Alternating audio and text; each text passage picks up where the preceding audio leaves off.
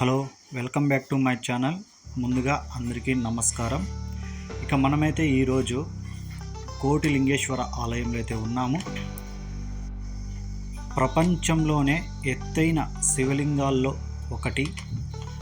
అలాగే కోటి లింగాలు ఒకే చోట మనకి దర్శనమిస్తాయి. శ్రీ మంజునాథ మూవీ సినిమా తీసింది కూడా ఇక్కడే. సాక్షాత్తు కోటి లింగాలు ఇక్కడ ఉన్నాయి. మనకి ఇది వచ్చి కోలార్ జిల్లా, కర్ణాటక రాష్ట్రం. కేజీఎఫ్ నుంచి ఒక 7-8 కిలోమీటర్ల దూరంలో ఉన్న కమ్మసంద్ర అనే ఊరిలో ఈ కోటిలింగేశ్వర ఆలయం అయితే మనకి ఉంది. ఇది మనకి ఇలా తమిళనాడుకి, ఇలా మన ఆంధ్రాకి వచ్చి బార్డర్లో అయితే ఇది మనకి ఉంటుంది. కాబట్టి ఇక్కడ మనకి ఆంధ్రా నుంచి అయినా, తమిళనాడు నుంచి అయినా, కర్ణాటక నుంచి అయినా కూడా ఈ భక్తులు ఎక్కువ రావడానికైతే ఇది మంచిగా మనకి దగ్గర ఉంటుంది. ఇక్కడ మనకి బెంగళూరు నుంచి ఈ కోటిలింగేశ్వర ఆలయం ఒక 90 కిలోమీటర్లు వస్తుంది. కోలార్ నుంచి 30 కిలోమీటర్లు, మదనపల్లి నుంచి 100 కిలోమీటర్లు, తిరుపతి నుంచి 175 కిలోమీటర్లు, కడప నుంచి 220 కిలోమీటర్లు, కుప్పం నుంచి వచ్చి 40 కిలోమీటర్లు అయితే దగ్గరలో ఉంటుంది. అలాగే ఈ కోటిలింగేశ్వర ఆలయాన్ని దర్శించుకున్న తర్వాత మనకి అవని, అలాగే బంగారు తిరుపతి కూడా చాలా దగ్గరలోనే ఉంటాయి. ఈ కోటిలింగేశ్వర ఆలయం నుంచి అవని 17 కిలోమీటర్లు, బంగారు తిరుపతి చూసుకుంటే కోటిలింగేశ్వర ఆలయం నుంచి 10 కిలోమీటర్లు దగ్గరలోనే ఉంటాయి. ఈ మూడు దేవస్థానాలు దర్శించుకోవడం చాలా మంచిది. అవని వచ్చి మన లవకుశల జన్మస్థలం, సీతమ్మ దేవి ఇల్లు, యుద్ధం జరిగింది కూడా అక్కడే. సీతమ్మ తల్లి భూగర్భంలోకి వెళ్ళింది కూడా అవని దగ్గరలోనే ఉంటుంది. చూస్తే చాలా బాగుంటుంది. మనకి ఇక్కడ చూసుకుంటే ఎక్కడ చూసినా చిన్న శివలింగాలు కానీ, పెద్ద శివలింగాలు కానీ, గుడి లోపల నుంచి బయటకు వచ్చేంత వరకు ప్రతిదీ మనకి ఇక్కడ శివలింగాలు అయితే కనిపిస్తుంటాయి. మనం కూడా ఏమైనా కోరిక కోరుకుంటే అది నెరవేరితే మనం కూడా ఒక లింగాన్ని మనం ప్రతిష్ఠించవచ్చు ఇక్కడ. ఇక ముందు ఇక్కడ మంజునాథ అనే శివుని భక్తుడు ఉంటాడు. అతనికి ఫస్ట్లో ఈ శివుడు అంటే నచ్చదు. ఇక శ్రీ మంజునాథలో చూపించేటట్టు నచ్చదు, తిడుతుంటాడు, అలా ఉంటాడు. కానీ ఈ శివుడే ఆయనకి ప్రత్యక్షమయ్యి వేరే రూపంలో ఆయన కనపడి ఆయన కొంచెం మారుతాడు. ఆ మారి శివభక్తుడుగా అవుతాడు. అప్పుడు గుళ్ళోకి వెళ్తే దీపాలు ఆరిపోతాయి. మంజునాథ్ గిట్టని వాళ్ళు రాజుకి చెప్తారు, ఈయనకి శివుడు అంటే ఇష్టం లేదు, తిడుతుంటారు, మీరు ఎందుకు రానిచ్చారు అని. వాళ్ళు రాజులు ఒక పరీక్ష పెడతారు. ఆయన ఆ భక్తితో ఆ దీపాలను వెలిగిస్తారు. అప్పటి నుంచి ఆ వెలిగించిన తర్వాత ఇక్కడ నేను శివుని కోటిసార్లు తిట్టింటాను, దానికి బదులుగా నేను కోటి లింగాల్ని ఇక్కడ ప్రతిష్ఠించాలి అనుకుంటాడు. అప్పుడు స్టార్ట్ చేస్తాడు. ఇక రాజు వాళ్ళందరూ ఒప్పుకుంటారు. అక్కడి నుంచి స్టార్ట్ చేస్తారు. ఇప్పటికైతే ఇక్కడ 90 లక్షల వరకు లింగాలు అయితే ఉన్నాయి. ఇంకా మనం కూడా ప్రతిష్ఠించవచ్చు. అవి ఖచ్చితంగా కోటి కావాలని అక్కడ వాళ్ళ నమ్మకము. తర్వాత ఇక్కడ 1978లో సాంబశివమూర్తి స్వామీజీ గారు అనే ఒక స్వామీజీ గారు ఈ శివభక్తుడు మంజునాథ ఆలయం అయితే నిర్మిస్తారు. ఈ మంజునాథ్ గుర్తుగా ఒక ఆలయాన్ని నిర్మిస్తారు 1978లో. ఇక్కడ ఉదయం 6 గంటల నుండి రాత్రి 9 గంటల వరకు ఆలయం ఓపెన్లోనే ఉంటుంది. ఇక్కడ టికెట్ కూడా 20 రూపాయలు మాత్రమే లోపలికి వెళ్ళడానికి. ఇక ఉచిత దర్శనం చూసుకుంటే ఉదయం 9 గంటల నుంచి 10 గంటల వరకు, సాయంత్రం 7 గంటల నుంచి 9 గంటల వరకు అయితే ఉచిత దర్శనం అయితే ఉంటుంది.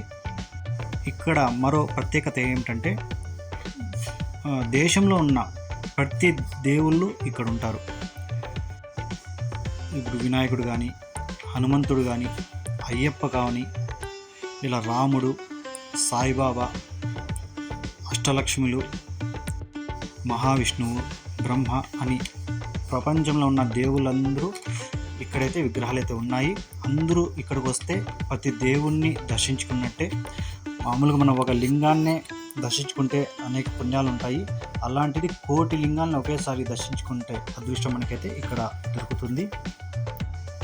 ఇంకొక ప్రత్యేకత ఏమిటంటే శివలింగం ప్రపంచంలోనే పెద్దది. ఇది 108 అడుగుల శివలింగం అయితే ఉంటుంది మనకి. అలాగే 35 అడుగుల బసవన్న విగ్రహం అయితే ఎదురుగా ఉంటుంది. ఈ లింగాన్ని వచ్చి 1995లో స్థాపించారు. ఇక్కడ భక్తులు సోమవారం, కార్తీక మాసం, శివరాత్రి, అలాగే న్యూ ఇయర్ కొత్త సంవత్సరం రోజున అయితే జనాలు ఎక్కువగా వస్తారని అక్కడ అంటున్నారు. ఇక్కడ కనబడే చెట్టు వచ్చి నాగలింగ వృక్షం. ఈ చెట్టుకి చుట్టూ ఇలా పసుపు తాడు కడితే మనం కోరుకున్న కోరికలు నెరవేరుతాయి. ఒకవేళ నెరవేరితే మనం కూడా ఇక్కడ ఒక లింగాన్ని అయితే ప్రతిష్ఠించవచ్చు. ఇక సంతానం లేని వాళ్ళు కూడా ఈ చెట్టుకు వచ్చి ఇలా ఉయ్యాలలాగా ఉంటాయి, అవి కడతారు. ఈ నాగలింగ చెట్టు అంటే ముందు భస్మాసురుడు ఘోర తపస్సు అయితే చేస్తుంటాడు. అతనికి శివుడు వచ్చి ప్రత్యక్షమవుతాడు. ఏం కోరిక కోరుకో అని చెప్తే, స్వామి నేను ఎవరి మీద చేయబెడితే వాళ్ళు సర్వనాశనం అయిపోవాలి అంటాడు. సరే అని శివుడైతే ఆ వరం అయితే ప్రసాదిస్తాడు. ఈ భస్మాసురుడే డైరెక్ట్ పోయి శివుని మీదే చేయబెట్టయిపోతాడు. దానికి భయపడి ఈ శివుడు ఈ నాగలింగ వృక్షంలోనే దాక్కుంటాడు, పరిగెత్తపోయి దీంట్లోనే దాక్కుంటాడు. వీటికి పూచే పూలు కూడా నాగలింగ రూపంలో ఉంటాయి. ఒక మధ్యలో శివలింగం మాదిరి ఉంటుంది, పాము పడుగులాగా లింగాల మాదిరి నాగలింగం లాగా ఉంటుంది ఈ పూలు. మేము పోయినప్పుడైతే ఇక్కడైతే పూలు అయితే ఏం లేవు, కానీ చెట్టు అయితే ఉందంతే. అది సీజన్లో అయితే పూస్తుందేమో. ఇక్కడ ఉన్న కొన్ని లింగాలు అయితే ప్రతిష్ఠించలేదంట. అది ఎట్లా అంటే, ఇప్పుడు మనం ఏదైనా కోరుకుంటే నెరవేరిందనుకో, మనం తీసుకొని వచ్చి ఇక్కడ పెట్టేసి వెళ్ళిపోతాం, కానీ అది లెక్కలోకి రాదు. అది ప్రతిష్ఠిస్తేనే దానికి పవర్స్ అనేది ఉంటాయి. కాబట్టి మనం ఖచ్చితంగా దానికి పూజలు చేయాలి. ఇలా చాలా లింగాలు అయితే ఇక్కడ పెట్టేసి వెళ్ళిపోయారంట, దీన్ని అయితే ప్రతిష్ఠించలేదంట. ఆ గుళ్ళో ఉన్న వాళ్ళు అలా చెప్తుంటారు. ఖచ్చితంగా ఇవి ప్రతిష్ఠిస్తేనే వీటికి పవర్స్ ఉంటాయి అంటున్నారు. ఇక్కడ చూడండి, ఎక్కడ చూసినా లింగాలే. ఇవి గోపురాలన్నీ మనకి దేవతలు, వీళ్ళు దేవుళ్ళందరికీ ఉంటారు. ఇంకా గుళ్ళో ఉన్నారు, గర్భగుళ్ళో ఉన్నారు, నవగ్రహాలన్నీ అన్నీ ఉన్నాయి, ప్రతి దేవుడు ఉన్నారు. ఎక్కడ చూసినా లింగాలే. ఇక మేము పోయినప్పుడు కూడా ఉన్నారు, ఒక 200 మంది వరకు అయితే వచ్చింటారు. వాళ్ళలో కూడా ఒక 3-4 అయితే లింగాల్ని ప్రతిష్ఠిస్తున్నారు అక్కడ. ఒక్కసారైనా ఫ్యామిలీస్తో అయినా కానీ ఫ్రెండ్స్తో అయినా కానీ పోయేసి రండి. మంచిగా మనశ్శాంతిగా ఉంటుంది. సూపర్గా అయితే మంచి మనకి దగ్గరలో ఉన్న మంచి ఒక టూర్ లాంటిది అనుకోండి.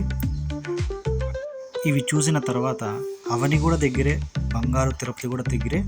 మనకైతే టైం లేక నేనైతే బంగారు తిరుపతికి అయితే వెళ్ళలేదు, కానీ మా ఫ్రెండ్స్ అంతా కలిసి అవనికి వెళ్ళాము. మనకి కొంచెం లేట్ అవడం వల్ల అవనిలో కొంచెం చూసి వచ్చేసాము.